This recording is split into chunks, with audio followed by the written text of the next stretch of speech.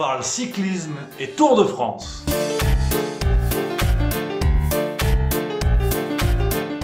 Et oui, le 6 juillet prochain, le Tour de France 2019 va s'élancer. Alors si pour toi, le cyclisme rime avec ça, ou même avec ça, t'es au bon endroit mon petit pote. Bon, c'est vrai que le cyclisme à la base, c'est pas le sport le plus palpitant. Rester 5 heures devant la télévision à regarder une étape de plaine où l'événement le plus palpitant, c'est le survol en hélicoptère du château de Saint-Jacques-du-Clito, j'avoue que c'est pas se taper le cul par terre non plus. Mais, parce qu'il y a un mais, j'ai entre les mains un livre qui va te faire adorer le cyclisme et le Tour de France. Ce livre, c'est Mes coureurs imaginaires d'Olivier Aralambon et c'est chez Premier Parallèle. Tu vas voir, je vais te faire aimer ce petit chef-d'œuvre. Tu bluffes, Martoni. Alors, Olivier Aralambon, à la base, c'est lui. Bon, déjà, bonjour Olivier. Il y a une courtoisie, même si on est dans le monde du cyclisme. Alors, Olivier Aralambon, avant d'écrire des livres brillants, il a été coureur cycliste de 1987 à 1996, avant de se diriger vers des études de philo. Alors, autant te dire qu'il en a sous la pédale. Aujourd'hui, en plus de tout ça, Olivier Aralambon couvre le Tour de France pour le journal Le Monde et écrit des articles dans Vélo Magazine. Un agenda bien chargé, comme on dit dans le milieu de l'organisation et de la papeterie.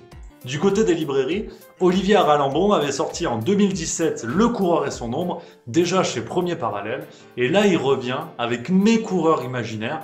Dans ces deux livres, l'auteur raconte son amour pour le vélo, sa passion, ce rapport à la machine, à la souffrance, à la beauté du sport. Et il parle aussi de tous ces coureurs cyclistes qui l'ont fait rêver et le font encore rêver. Alors je vais pas te faire pédaler dans la semoule pendant plus longtemps.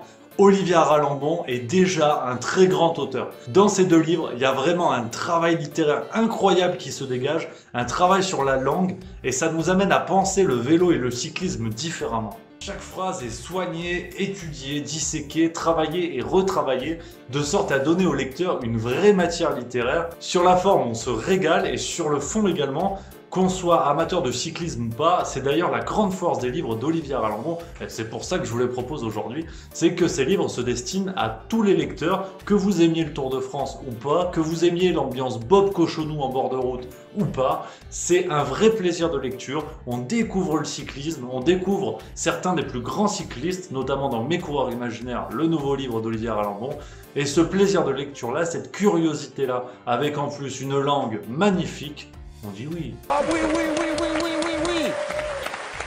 Parmi les auteurs qui parlèrent de vélo à leur époque, on avait eu en 1924 Albert Londres qui couvrait le Tour de France et qui avait inventé cette expression désormais célèbre des forçats de la route.